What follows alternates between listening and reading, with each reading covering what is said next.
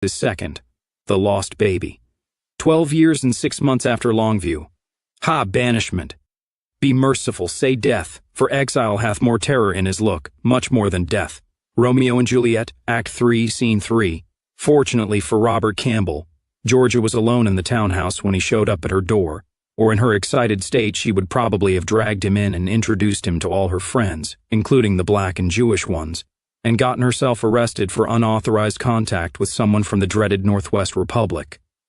Bob was never able to reconstruct accurately the first half hour he spent with her inside the brownstone, except that any worries he had about getting her to open up were laid to rest.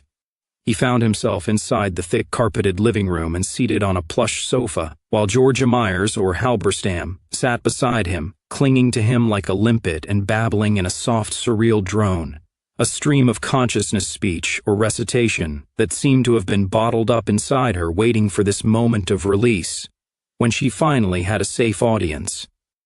It was as if she had been waiting for him to come to her for the past 12 years, so she could finally tell someone. In that first 30 minutes, he got her whole pathetic life story.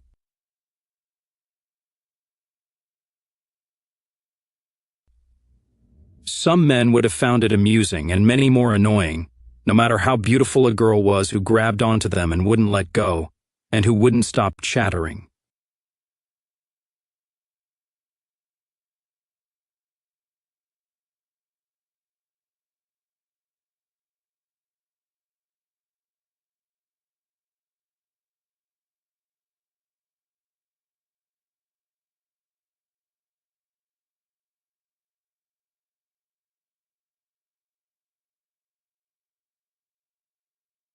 Bob found it horrifying and searing, because he understood that it was a story she had been desperate to tell for over half her lifetime, from the moment her mother had bundled her into the SUV in Missoula that day, telling her they were going to the mall to try and find some ice cream.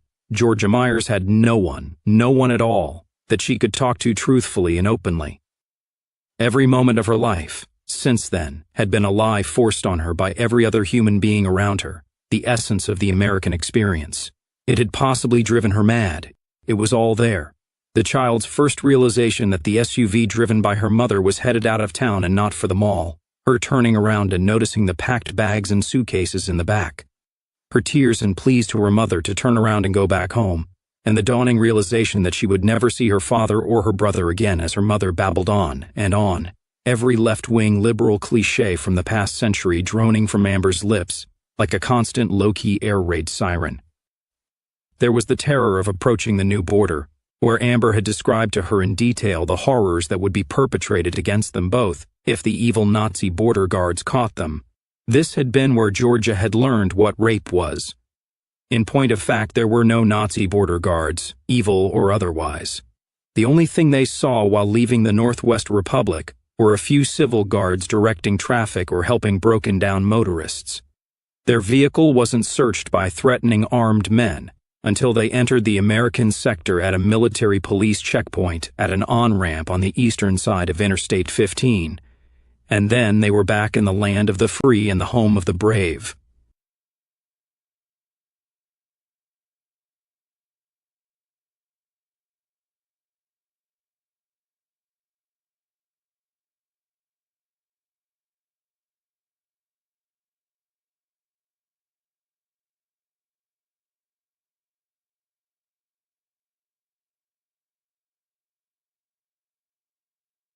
Later on, at 100 cocktail parties and formal dinners, Amber would amplify their escape into a daring midnight break for freedom, dodging Nazi tanks and SS goons with Dobermans.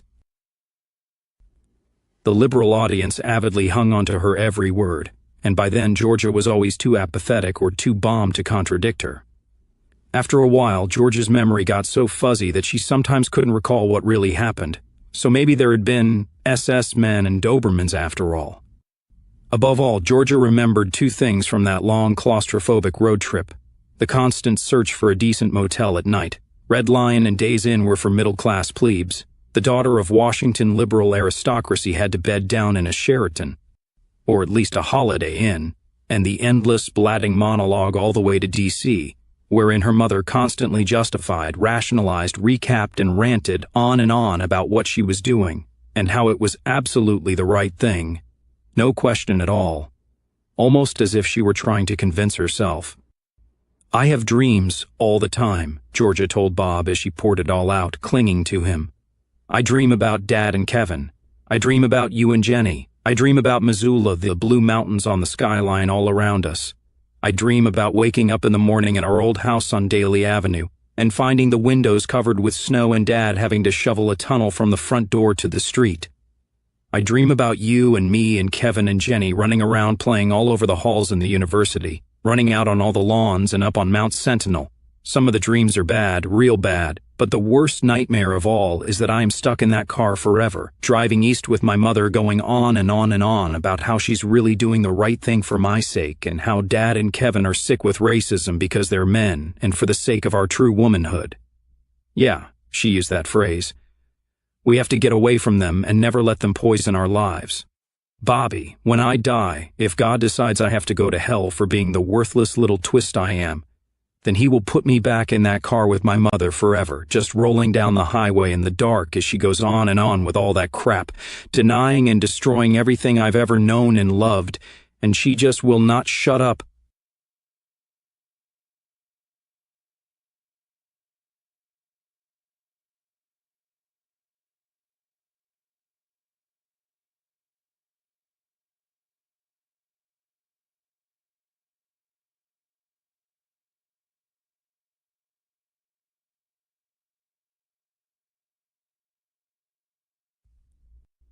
Then came the years after they settled in under George's grandmother's roof over on K Street. There was the money, the Euro-nannies and third-world servants, the expensive and exclusive private schools, and the constant procession of liberal drinky-dos and events and discussion groups that Lily Escott, the original rich liberal Democrat battle-axe from hell, ran out of her home. Lily prided herself on maintaining a DC anachronism in the internet age, an old-fashioned liberal salon, which she admitted she tried to pattern after the salon of Madame Roland during the French Revolution. The historical fact that Madame Roland was eventually guillotined by her ultra-left former comrades always seemed to escape Lily's notice. There were the early years of psychotherapy with expensive Jewish psychiatrists to get Georgia over the trauma of having survived the Nazi occupation of Montana. "That's what I am, Bobby," she told him in a monotone, sitting on the sofa and still gripping him. "I'm an official survivor of the cataclysm, as it's called, kind of like Holocaust survivors were 50 years ago. As cataclysm survivors, Mom and I both get a government check every month, not that we need it. I use mine to buy dope and booze and ciggies. You'd be amazed how many people from the Northwest survived the cataclysm once President Wallace started passing those checks out. Rather like the miraculous multiplication of Jewish Holocaust survivors from the 1970s and 1980s onward, I imagine," Bobby replied with a chuckle. "Back home, we call you a lost baby. There were all too many of those in real life, kids like you, white children of the runaways who were taken away from their homeland and forced to grow up in what was left of America, brainwashed into liberalism and into hating their own race.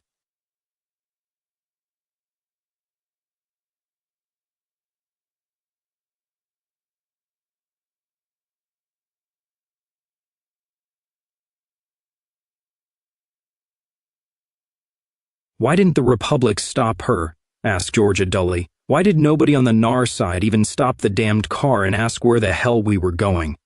Bob sighed. "Georgia, that debate has been raging within the Republic ever since it happened, and it's caused more criticism by the opposition in Parliament and from the people themselves than anything we've ever done. The government of the time made that decision. Most of the ministers from back then have since said publicly that it was the worst call they ever made, and the lost babies have become part of our national memory and legend. Untold tens and hundreds of thousands of white children, lost forever to the soul poison that is America. Every month, the NAR media runs big stories about lost babies who come home again, sometimes after having to run the mech curtain where they really do have to face machine guns and Dobermans and minefields, just not on our side of the border. But we have to be fair and realistic. You were only 10 in those days, Peanut. I was 14, and so I remember a little more. Things were really shaky back then, and I don't mean just ice cream shortages. In the stores. After Longview, we went through 4 bad months, a time they call the consolidation, or some call it the cleanup. I remember some, said Georgia. Mom was really scared. If she has any legitimate excuse for what she did to me, I suppose that would be it. She was really afraid. The government of the Republic was new. Its hold on power was shaky. Our army was only half trained and we barely had a navy or an air force at all, said Bob.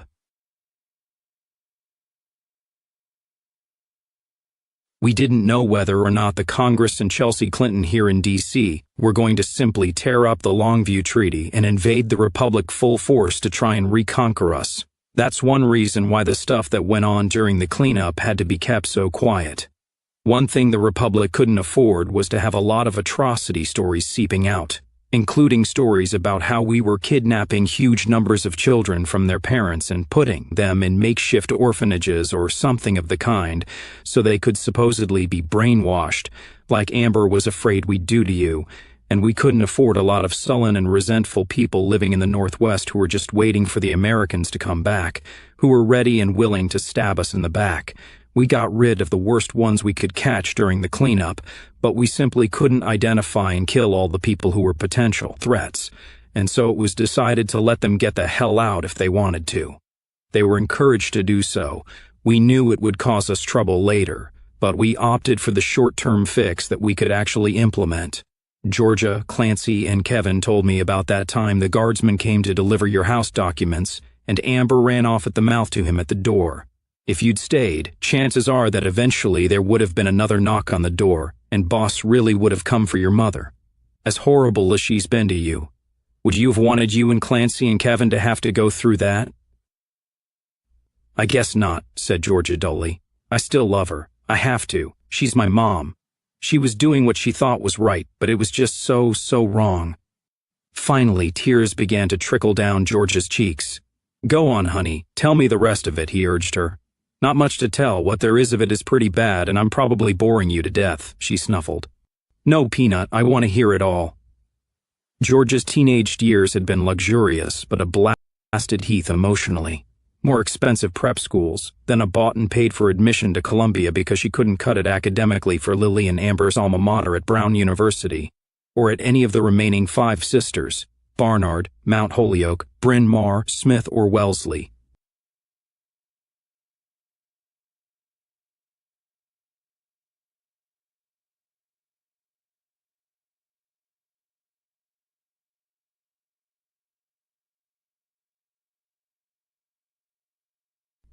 There were carefully selected expensive friends whose brains were stuffed with cotton, and the endless therapy her mother and grandmother made sure she got, not to heal her wounded mind or savage soul, but increasingly to blame her academic failure and social lapses on PCSD, post-cataclysm stress disorder.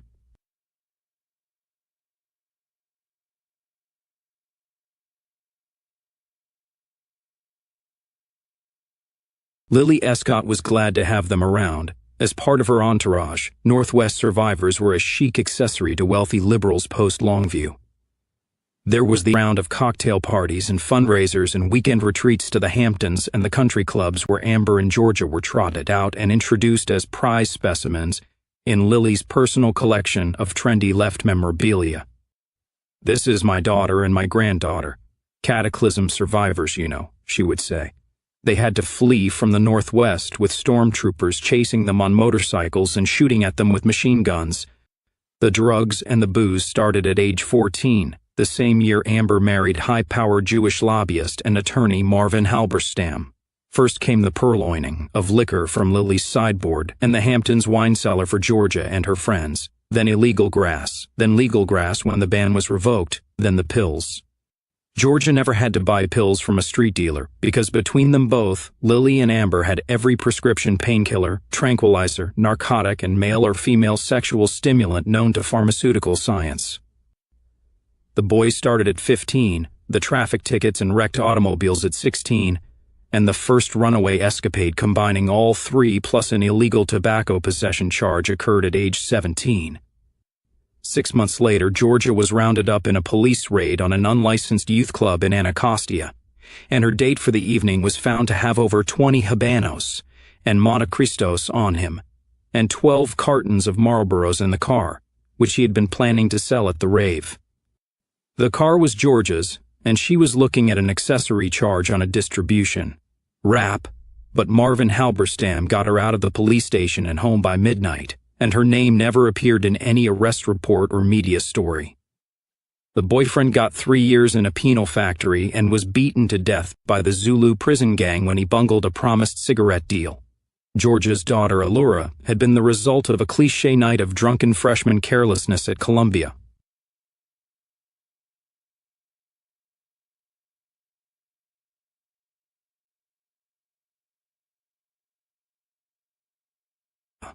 Georgia didn't even refer to father. "But Mom keeps the baby because she says I'm not a fit mother," she said casually, as if it were the most natural thing in the world. "She's probably right. I'm stoned most of the time, and I keep waking up beside guys whose names I can't remember. Maybe I'll get my act together someday, and I can have her with me. But what the hell, I'm young now. Might as well enjoy myself, right?" Bob thought of his own kids, and he barely refrained from tearing into her with an angry lecture on parental responsibility, because that wasn't what he was there for. The Northwest Republic needed this young woman, needed her to do grotesque and sickening things in order to stop a war and save. God alone knew how many white lives, and moralizing judgments were not on the menu. "But you kept Allura," he told her gently. "You didn't have to. People as rich as your family don't have to obey the law. You could have gotten rid of the child." "Yeah. Mom wanted me to go to Canada and take a scrape," said Georgia carelessly. Bobby winced at the cold and heartless term, although he knew it was standard lingo in Hunter Wallace's America. "She was insistent about it, but I muled up on her and I wouldn't do it." "You kept the child to defy your mother?" asked Bob, gently probing. "Nah," said Georgia. "It just seems like such a rotten thing to do, killing a baby, especially your own. Like bad karma, you know? I mean, it's not like it's her fault her mother is some skeezy slut who was too drunk to make the guy wear a condom, is it?"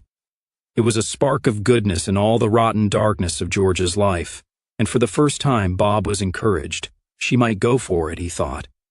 About the time of Allura's birth, Lily Escott had died of advanced cirrhosis of the liver, a lifetime of champers and Chardonnay at the liberal drinky-daws followed by long nights of chivas and stoli chasers. Neat finally caught up to her. Marvin Halberstam gallantly took over the role of guardian angel to his wife's screwed-up kid. Halberstam sat Georgia down in his study in the house on K Street, which Amber had inherited, and told her, "So look, chickadee, so far you're just an embarrassment, not a disaster. I can live with that. This is DC, and it's not like this kind of simmies is uncommon from your generation, plus you got the whole escape from Stalag 17 thing going for you, so you always gotta excuse. Me being Jewish, I of all people can tell you, such an excuse can cover a multitude of sins. Our people used the Holocaust as our excuse for 100 years, and now we've got the loss of Israel to last us another century.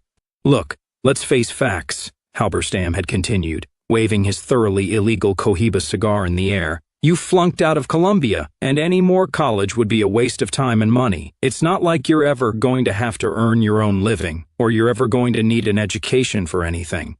On the other hand, at this point, I don't see any need to ship you off to Paris or Honolulu or any of the other places of exile where our kind of people dump their family skeletons.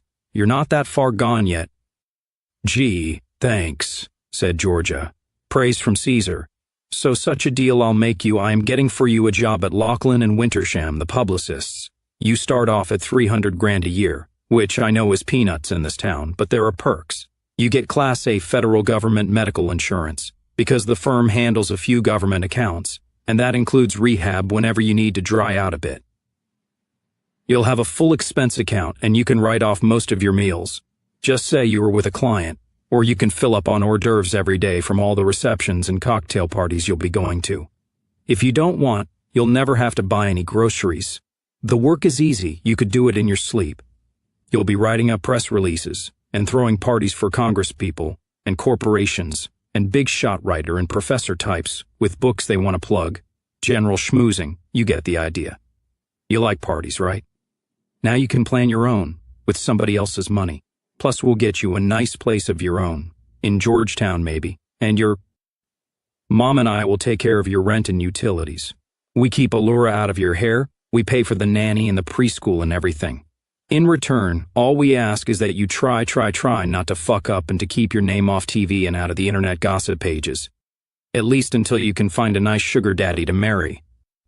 Maybe a senator. With your looks and that body, a senator you should be stupping.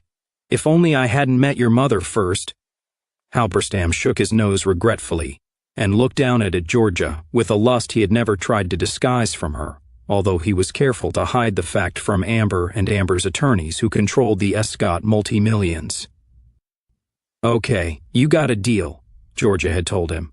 You guys can get on with your big political wheeling and dealing and your backroom intrigues, and I'll just go off in a corner and hide like a little mouse.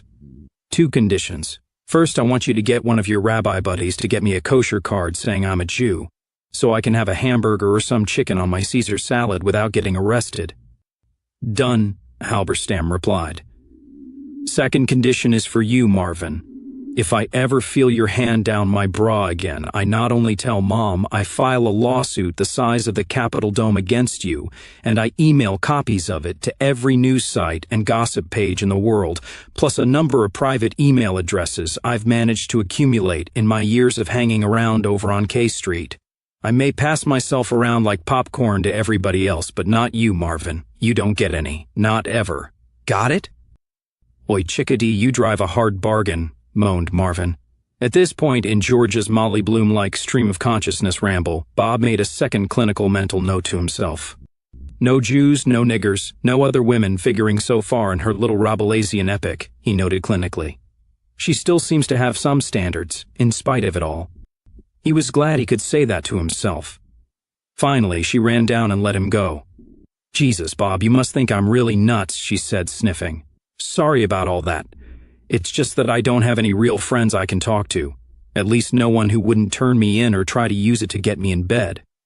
Well, you do now, said Bob. I didn't even offer you anything. She waved toward the liquor cabinet. Brandy, single malt, imported vodka. You want a joint? She proffered the marijuana pack. No thanks, just coffee will be fine. Black, Georgia brought him a cup, broached one of the packets of Belmont filters he'd brought, and lit a cigarette. You might want to lay off the hard stuff and the weed yourself for a bit, Peanut. I need to talk to you about some things. She smiled and nodded. Yeah, I figured. Why did you come here, Bob? And why are you working as a street bootlegger in Washington, D.C., of all things? I may be a slut and a stoner, but I'm not stupid. At least not yet. Give me a couple of more years on the booze and the weed and I may be stupid, but not now. Well, for one thing, I brought you a message from your father and your brother, said Robert, avoiding the main subject. He took out 2 data chips and nodded to the huge plasma screen that filled one wall in the living room. Before I play this for you, I have to run this program to make sure your TV's memory chip doesn't keep any record of this, nothing that the DHS and FBI surveillance can locate, if they do a spot check on your home's hard drive. Bob referred to the central hard drive in the apartment that ran all the electronic appliances, from Georgia's phone to her TV to her personal laptop data player. I find it difficult to comprehend a society where a father sending his daughter a video letter could get her thrown in prison for watching it, but that's the way of things here in the land of liberty these days. No kidding, Georgia, this is unauthorized contact, and you can get in really bad trouble. Don't think so, said Georgia with a giggle. Oh, why not?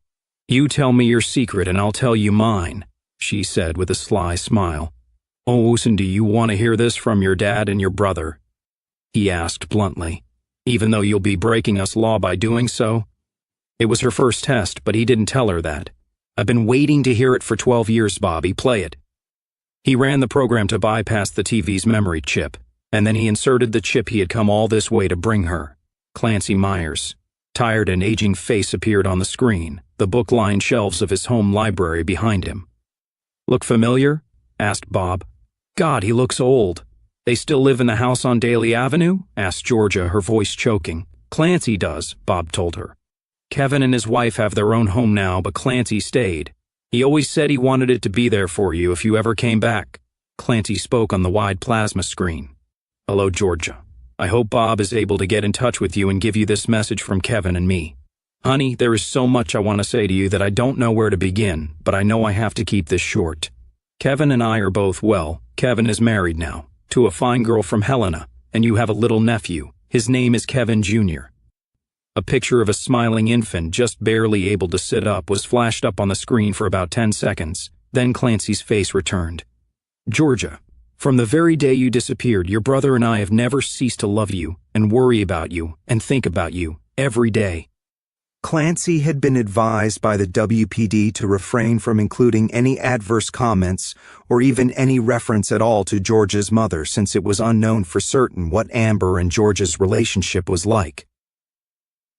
I don't know what your life has been like, or exactly where you are now, but I know that here in Montana, our lives have been poorer and sadder without you. We have missed you every day in 100 different ways. Honey, I'm going to ask you something now, and that is that you try to come home, even if it's only for a visit, and bring your little girl with you. Yes, honey, we know about Allura, and I want you to know that we love her and welcome her into our family, even if we're never able to meet her. Bob Campbell is going to try to deliver this message for us, and if he has been able to do so, you'll see that he's grown into a very brave and handsome young man. Well, that's the kind of young men who always did come out of Montana. Bob is going to talk to you about perhaps coming home for good. I don't know if you've ever thought about coming back, Georgia. I honestly hope that you're happy where you are, but from what I've been told, I can't see that being the case. Not under the circumstances. If I'm right about that and you want to come home, Bob will help you. I know it's illegal where you are to even plan to visit the Republic without a permit, and it can get you in a lot of trouble. You're the one who has to decide whether going or staying will be worse. But if you do want to come, talk to Bobby about it. I was told I have to keep this short, so I'll just say that even if we never see you again, my beloved child, we will never forget you and we will never cease to mourn your loss from our lives. We love you, Georgia. Always. Kevin and his wife Tamara came onto the screen next. Tammy was holding the baby Kevin Jr. in her arms. The infant was grinning into the video cam, displaying a single new tooth in his mouth, and trying to grab the camera lens, from which his mother had to hold him back. Hello, Peanut, said Kevin, his face sad. Not sure if you even remember what I look like at all, but this is me, Kevin. This is my wife, Tamara. Tammy, she interjected. Hi, Georgia, Tammy, Kevin corrected with a smile. And this is your nephew, Kevin Jr. Say hello to your Aunt Georgia, Kevy. The baby shrieked wordlessly and clawed at the camera with a maniacal grin. His father waved the baby's tiny arm and hand at the lens. We're told that I have a niece and Kevy has a cousin, Kevin Sr. went on. Say hello to your cousin Allura, Kevy. He waved the baby's hand again, and the infant burbled. So I hope that our two children can meet and play together someday, maybe even grow up together. Georgia, please, talk to Bobby, listen to what he has to say, and do what you have to do to come back to us. When we lost you, Peanut, it was the worst thing that ever happened to Dad and me. I'm young and I've been able to bounce back, especially now that I have Tammy and this little hellraiser. But Dad's never been right since you went away, not really. He once told me the only reason he had for living was to see you once more before he died. Yeah, I know, that may sound like a grim reason for coming home, but I don't care why you do it, just come. You and Allura are something that's missing here, Georgie, something we all have a right to. This new land that's been created for everyone of our kind since the Revolution. It's something you and Allura have a right to as well, and no matter what you've been told or by whom, you need to come out. Hear and see it and understand what you're missing. This is where you belong, Georgie. Please, come home. Bob turned off the TV and removed the data chip from the panel. I have to take this with me, he said.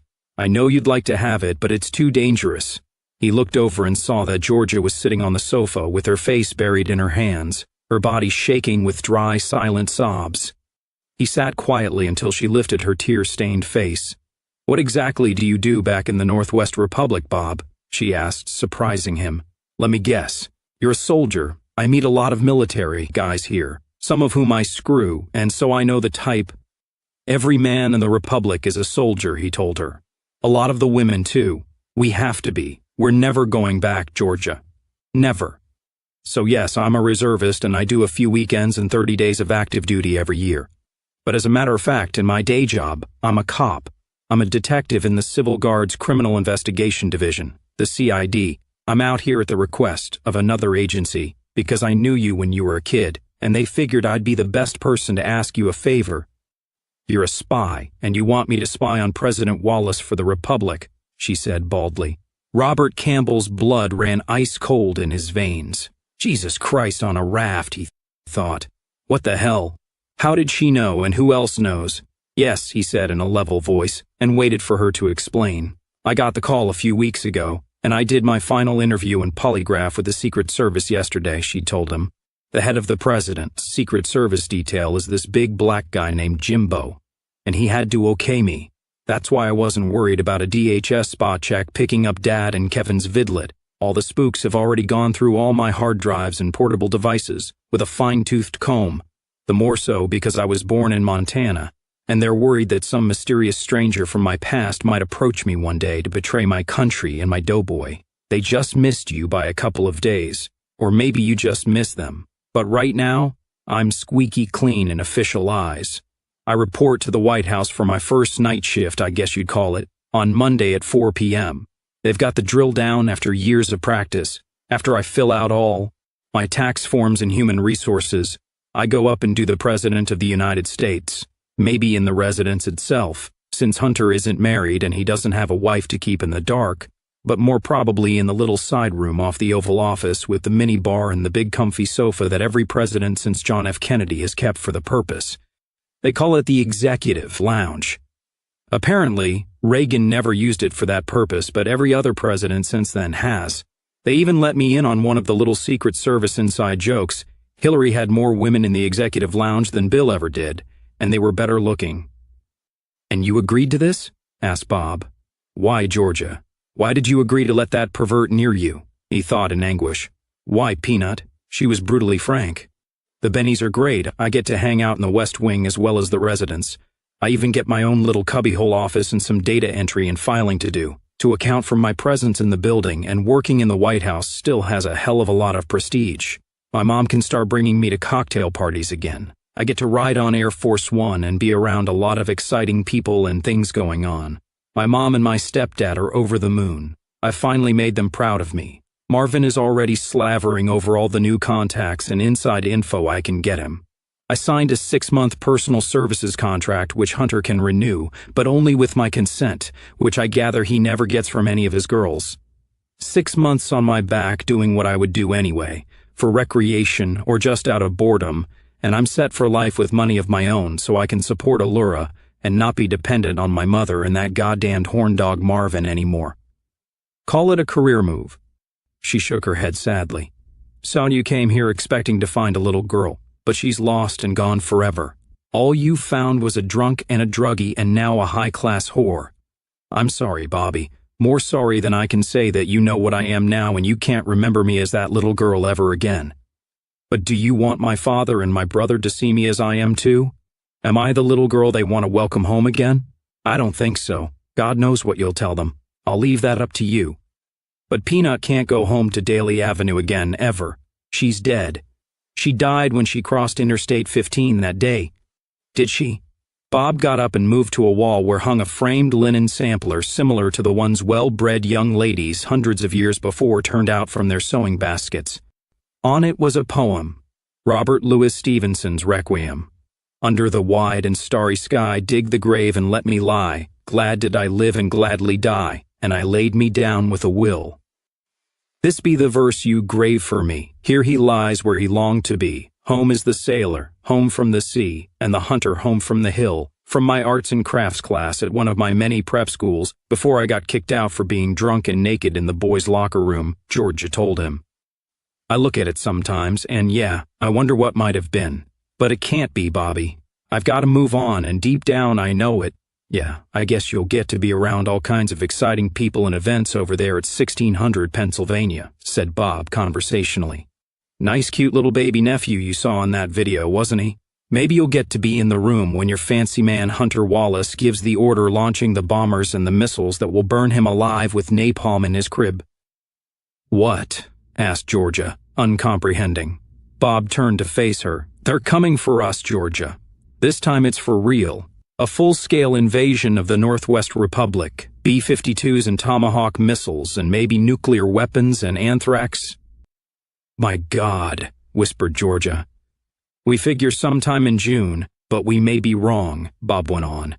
We don't know for sure, and we have to know. We have to know when they're coming and how many. There's only one man who has all that knowledge in his head. We have to know what he knows and what he is thinking. That's why I'm here, Georgia. I am here to ask you to go into the very belly of the beast and prostitute yourself, betray the man who's paying you, and maybe get caught and die with a poison needle in your arm, so that your little nephew and your father and your brother and his wife, and my 2 children, and Jenny and her children, and our whole country can have some kind of chance to fight these evil sons of bitches off, and survive as free people with some kind of future besides the sewer I've seen all around me since I've come here. That's what I am asking you to do, so don't feel bad about yourself, because regardless of the reason, that makes me just as rotten as you. That also means I don't have any right to judge you, Georgia.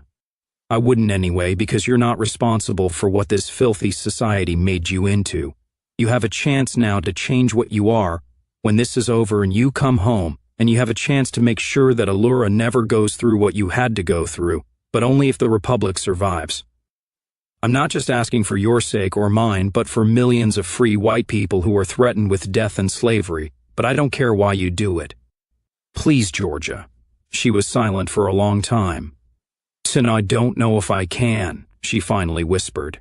"Oh, Bobby, thanks for listening to my little monologue just now, but I'm afraid you still don't get it. I'm fucked up, Bobby. My life, my head, my heart, my addictions, my whole life, everything about me is fucked up like a Chinese fire drill." Well, you just made a racial joke, he pointed out. That shows your mind isn't completely under control, and that's a start. Do I get to go to some kind of spy school? She asked. I guess you must have done. I got a kind of crash course when they sent me out here, yes. That was a serious question, she responded. What exactly will I have to do? How the hell am I supposed to be a spy, a real one? I don't even watch spy movies on TV or disc. I always thought they were boring and silly. She got up and went to a drawer in the glass-fronted liquor cabinet. She opened it and pulled out an old-fashioned Smith & Wesson, Magnum detective revolver, stainless steel and with a 3-inch snub barrel and a black Pockmare grip. I have my own gun, but do I get a silencer with it? She giggled. I've never seen a silencer outside of a movie. You can't really silence a revolver too effectively, said Bob, taking it from her. These older pieces are hard to silence to begin with, because unless the weapon is manufactured to take a specially fitted suppressor, you have to thread the muzzle and screw it on to seal off the expanding gases from the cartridge, which is what makes the gun go bang. See the gap here between the cylinder and the barrel? Gas and powder ash from the round firing escapes out that way, and they still make a bang loud enough to be heard. Plus they cover your hands with GSR, gunshot residue, which can be detected by a forensic unit in about 5 seconds if they run a test on your hand, and they'll know you've fired a gun recently. You'd need an automatic that's been engineered to take a silencer. We've got a lot of those, but you won't be given one because there's no way you'd be able to get a gun into the White House, past the metal detectors, the sniffer dogs, and the X-ray scanners. Cool, real spy stuff, huh? Said Georgia with a smile. Oh, so you don't want me to blow the president and then blow him away? Oh, we're not asking you to assassinate Hunter Wallace or anyone else, Georgia. We know you're not up for that. Neither are we asking you to steal or photograph any secret plans or classified documents, or plant any listening devices, or listen to keyholes. That's too dangerous. You'll be in an environment that's monitored 24/7 from the Secret Service control room in the sub-basement, both audio and visual, and they'd pick up on any suspicious behavior right away. We're asking you to go in there and be the best personal services assistant you can be, stay on everybody's good side, keep your ears open, and report back to us and let us know what you hear and see. Everyone who meets with Wallace, some idea of what was discussed if you can give it to us. Everything you can pick up from pillow talk or just overhear in the corridors in the ladies' room, White House gossip. Anything to do with the security arrangements or protocol. What the general morale and mood is like, the whole 9 yards. Every few days you will meet with me, or sometimes with one of 2 other people you will be introduced to. There will be a woman named Betsy who can help you out with the more intimate stuff if you want. and a guy we call the Zombie Master. Then we'll go over what you have seen and heard. You will be given some emergency phone codes and some numbers where you can text, or call out and let us know in code if anything major is happening. But you need to use those only in an urgent situation, because every call out of the White House is monitored and recorded. And if they catch me, asked Georgia, will you guys stage a raid with SS commandos and ski masks and machine guns and rescue me? No, he told her with brutal honesty. There is no way we could raise the necessary muscle and intel to do anything like that, break into the White House or the National Security Facility in the FBI building where you would be taken. If you are detected, you will be arrested and charged with treason and espionage if they decide to do it in public, but most likely they won't. Most likely you will simply be taken to the cellars below the FBI building, where you will disappear. You will be interrogated, and if you don't break down and tell them everything immediately, they'll beat you first. A very scientific and precise beating that will break some of your non-essential bones and will hurt worse than anything you can imagine. If you still refuse to talk, you will be tortured. The good old-fashioned waterboard if they have a weakness for the classics. Then the Dershowitz needles. In the unlikely event you still won't break, they'll get creative. Maybe the electric chair, maybe dentist's drills, maybe a medieval device called the strappado. Don't ask. They had 5 years during the War of Independence to refine their techniques, and a lot of those interrogators are still working for DHS and the Bureau. The NVA used to ask captured volunteers to hold out for only 24 hours to give them the time to break down and move anything and anyone the captured individual could betray. Nobody was expected to hold out longer than that, although some like Kathy Frost did, to their eternal honor and the glory of our nation. We don't expect you to hold out that long. I understand that you will betray me, and if I don't get a chance to say so later on, I will forgive you with all my heart and implore your own forgiveness for doing this to you. On my part, I think I can give our guys their 24 hours, but we'll see how that plays out. Afterwards, we will both be executed, probably in secret. Your mom and Allura will never know what happened to you, although they may guess. Wow, said Georgia, shaking her head. That's quite a sales pitch. How can I resist? Would you rather I lied to you? No. She looked up at him. And if it works, if we can somehow stop Hunter Wallace from launching a war against the Republic or win it if he does, then that little boy you saw on the screen just now will grow up among his own kind in a free land. So will Allura. When we think it's time and you've done all you can, I will take you both home to Montana, and there won't be any more bad dreams. Bob picked up the revolver and broke open the cylinder. He saw one single round inside. And you will be able to find something better to do with your time than playing Russian roulette. He pressed the extractor pin and dropped the cartridge into his palm, then stuck it in his pocket. I'll hang on to this. I suppose I should hang on to the whole weapon to make sure you don't do something stupid, but one of the fundamental principles of the Republic is the right to bear arms, and nobody has the authority to abridge that right. It's one of the things that makes us different from them. It's who we are. I don't do it a lot, she protested feebly. Just sometimes when I'm really high or drunk. You shouldn't be doing it at all, and I ought to slap you silly for even thinking about it, he told her. But I suppose that really would be poor salesmanship.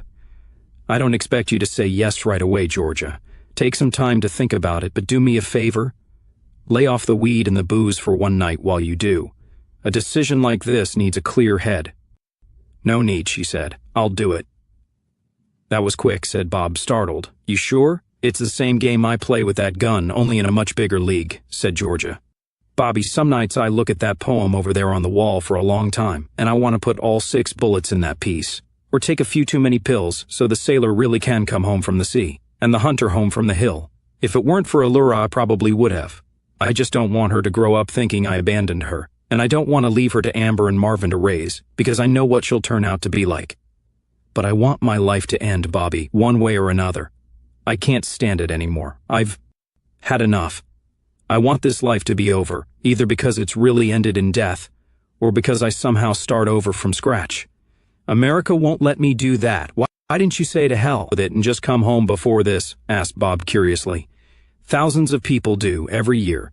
They find some way to come home legally, or else they run the McCurtain. But with all the money you've had access to, you could have bribed your way into a tourist permit or something like that. A lot of people do it that way. Yeah, well, the Office of Northwest Recovery issues those permits, and they've gotten wise to that, said Georgia.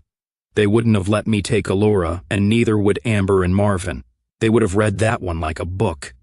And I won't lie to you, it all just seems so hopeless. So, I didn't learn much in school, but one passage from Shakespeare stuck in my mind. How weary, stale, flat, and unprofitable seem to me all the uses of this world. 'Tis an unweeded garden that grows to seed. Things rank and gross in nature possess it merely. Hamlet, said Bob, recognizing the lines. Yeah, said Georgia. I don't know why I remember it. I must have been straight that day in class for once. But that's pretty much how I felt. I thought about snatching Allura and heading northwest and smashing through the McCurtain, but it was just a fantasy.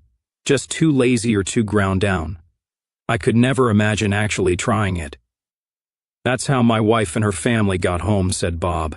It was about the same time Amber snatched you. It's ironic.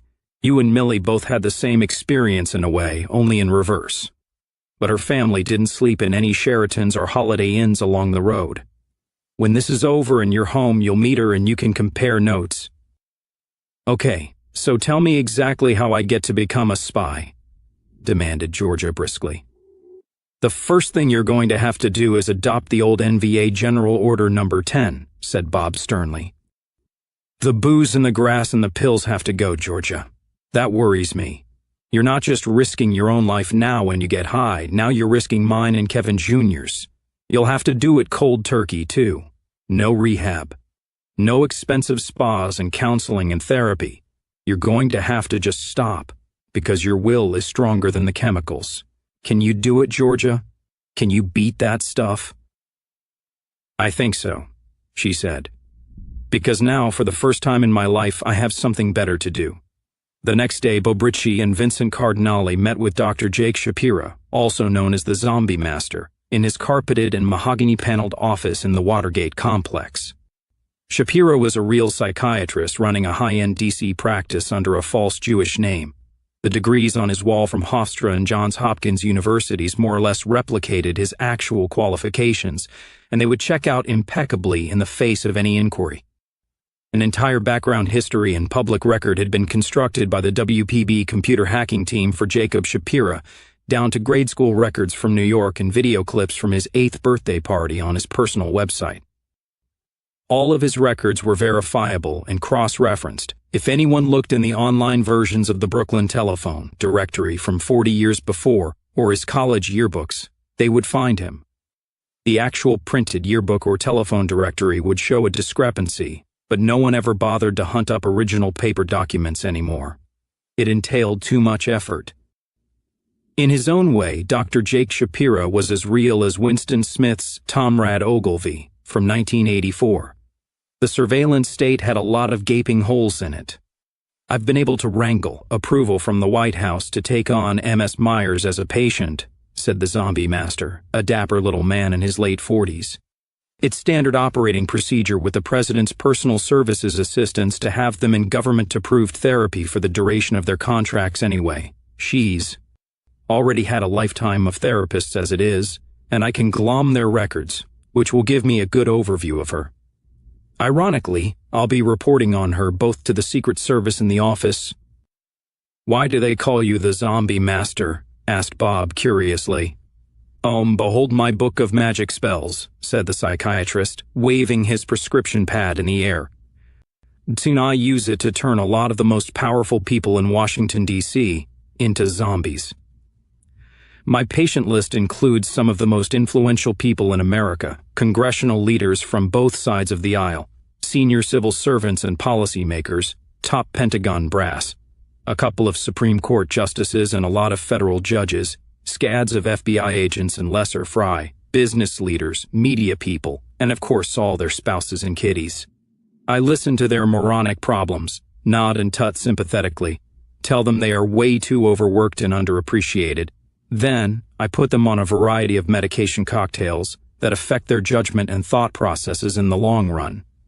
Nothing obvious, Nothing that will send them into a psychotic break and make them go berserk with a Ginsu knife and Trader Vic's or anything like that. Just enough to render their thinking fuzzy, induce short-term memory lapses, and impede the parts of the brain dealing with creative and deductive reasoning. A slight dose of artificially induced Alzheimer's. I don't drive them crazy, just make them a little more stupid than most of them already are.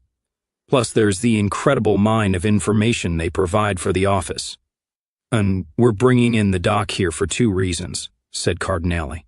First, he's a real shrink and he needs to keep a close eye on Belladonna and make sure she stays off the booze and the dope and doesn't go bonkers under the pressure, which is going to be heavy, yeah, heavier than anything she's ever undergone in her life, said Bob. I admit, I'm worried. She seems to be committed to it now, but that's just based on 1 meeting, and I have no way of knowing what happened after I left. She's damned unstable. She may have poured a bottle of vodka down her throat and lit up a joint the minute I was out the door, or she may already have gotten the heebie-jeebies and called the FBI on me. That's why we don't introduce her to the doc here until she's been inside 1600 for a few weeks, and we see how she's holding up, said Cardinale. He's an asset we can't place at risk unless we're a little more confident in her than we are now. If she can make it on her own for a bit, he'll step in and keep her head tuned up, although you're the primary and you'll always have to bear the brunt of that. But the second reason we need her coming here to this office is, well, this office. Eh? Asked Bob. You are now sitting in one of the few places in Washington, D.C. that is truly clean in the electronic surveillance sense, said the zombie master. Doctor-patient confidentiality went out the window in so-called national security and terrorism cases many years ago, of course. The DHS and FBI can simply walk into a doctor's office and take whatever records they want if a U.S. attorney says it's terrorism-related, and the bugging of psychiatrists' offices and consulting rooms is now common practice. One DHS doesn't bother to conceal much anymore. But my patient list is so high-powered that a couple of years ago, when I found a DHS bug in here, I was able to raise such unholy hell about it through my patients who didn't want their secret quirks and perversions on any government databases, that they backed off and granted me an official waiver, which so far they seem to have honored. Vince and one of his tech wizards do regular comprehensive sweeps just to make sure, but we can use George's weekly meetings here in this office to do her debriefings free of any eavesdropping by unfriendlies. Nowhere else is safe, agreed Cardinale. Not a restaurant or a Chew-Easy, not a park, not a church, not the Lincoln Memorial, no place. They've got directional mics in the parks that can hear a squirrel fart. At first, you alone, then you and Betsy, and finally you and the living dead guy here will have to debrief her as completely as you can. Wring every drop of information out of her like she was a wet rag. Then write up a summary and give it to me for encoding, encryption, and transmission. Back to our friend from down under, back in Olympia. Plus, you'll have to hold her hand, calm her jitters, soothe her disgust at some of the things she'll be doing, pep up her morale, keep her on the straight and narrow, and send her back into that pervert's bed bright-eyed and bushy-tailed. And you'll have to do it all in an hour. 55 minutes, said the zombie master. Under an hour, then, said Cardinale. We have to assume that Belladonna will be under a lot of electronic surveillance and at least intermittent close surveillance by FBI and Secret Service agents. It's like she'll always be on stage, so every minute of her time has to be accounted for. We've diddled with the Watergate cameras a bit, and we have laid out a special route for you to use whereby you can enter the building by a back way, unseen. That's when you're doing the debriefings here, which won't be for the first couple of weeks. During that preliminary time, you have to meet with her alone. As part of her contract, she had to agree to the DHS putting fiber optic minicams everywhere in her apartment, except for the bathroom, which fortunately is taking place today and not yesterday. Damn, we were lucky she called in for her smokes when she did. Otherwise, it would have been impossible for you to contact her without showing up on their digital. Since we can't figure out any way to get you into and out of the unbugged bathroom in her place without being spotted, we need to figure out some way for you to get her alone before you start bringing her here.